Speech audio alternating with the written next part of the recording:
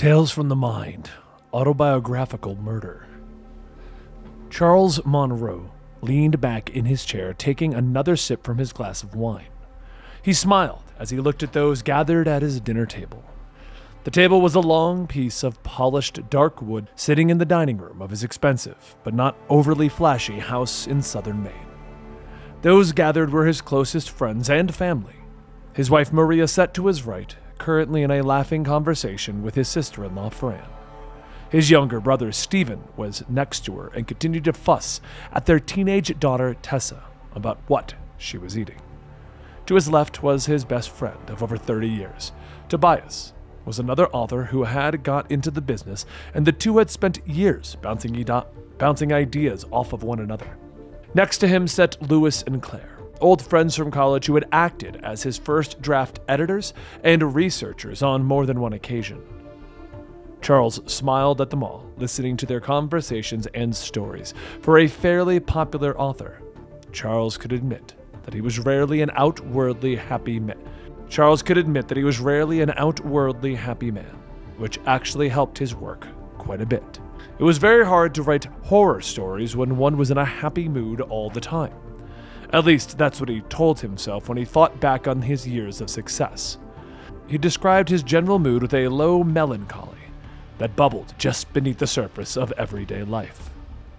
He finally stood, his movements getting everyone's attention and quieting their conversations.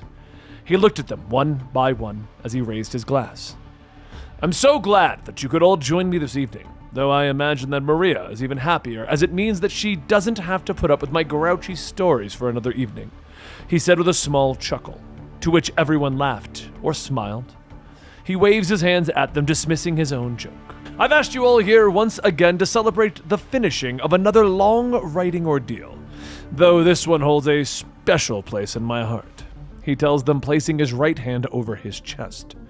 "Because it's not a work of fiction about some unknown horror in the dark, but about the life that led to this very evening." He pauses for a moment, looking off into the distance. Everyone's smile falters for a brief moment as Maria reaches up to touch her husband's arm, her hand barely grazing him before he seems to return to the moment. He takes another sip of wine and he looks down at Tobias. "Can you believe what my agent said? That the story of my life was dull?" Tobias smiles awkwardly, glancing at Maria and the others. But Charles continues on as if he didn't notice. "He said that fans wouldn't want to hear about my life growing up in a small town. That I should spice things up with some horror-related elements. Things that would point to where I came up with my ideas, or possibly a small-town murder." Barking out a sharp laugh that lacked any humor. "Can you imagine adding fiction to my autobiography?" he snaps, and Maria reaches for him again, trying to soothe the anger that had bubbled up in her husband.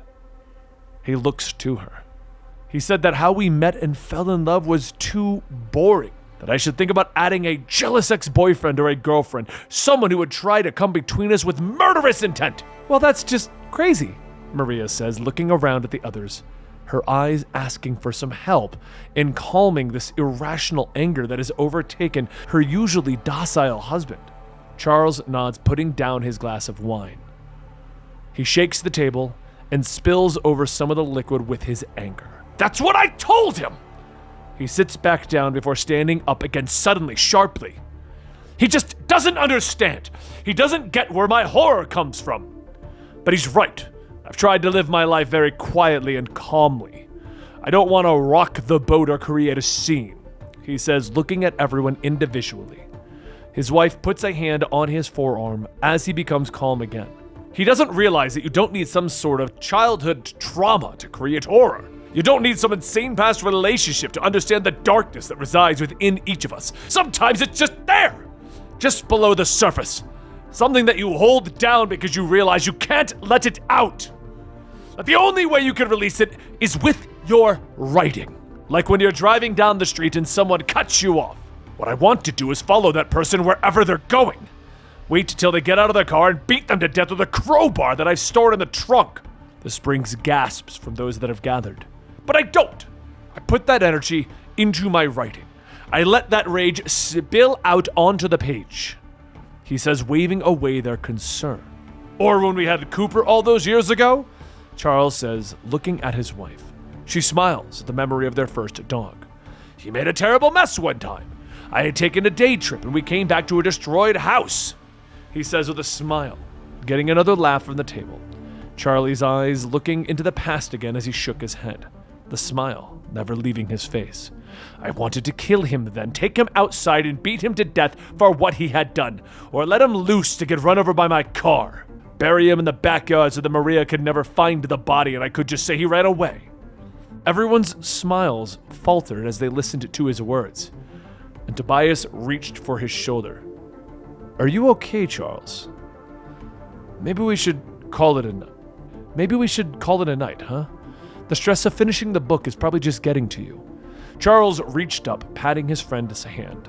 No, don't you worry. I realized that my agent was right. I mean, I wanted to pick up his paperweight and beat his face until it was just a bloody mess and he choked on his own teeth, but he was right."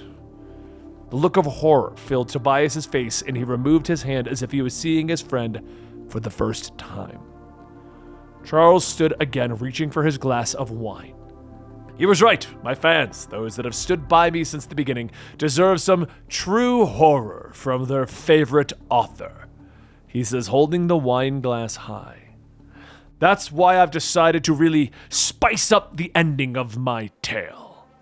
He took a long drink and sat back down, leaning back in the chair as if he was exhausted. "The poison will take effect soon. It won't be pleasant, and for that I'm sorry, but I really needed the scene to try and match what I saw in my mind. I already wrote it, and it's not like any of you will contradict what I wrote." He looks around at first as the realization takes effect, and then more quickly than he anticipated, the poison began to destroy his insides. As blood and bodily fluids began to spill out over the room, Charles leaned back as far as he could in the chair and looked up at the ceiling. The final manuscript will reach his agent tomorrow, and he can already feel the poison starting to work on his body.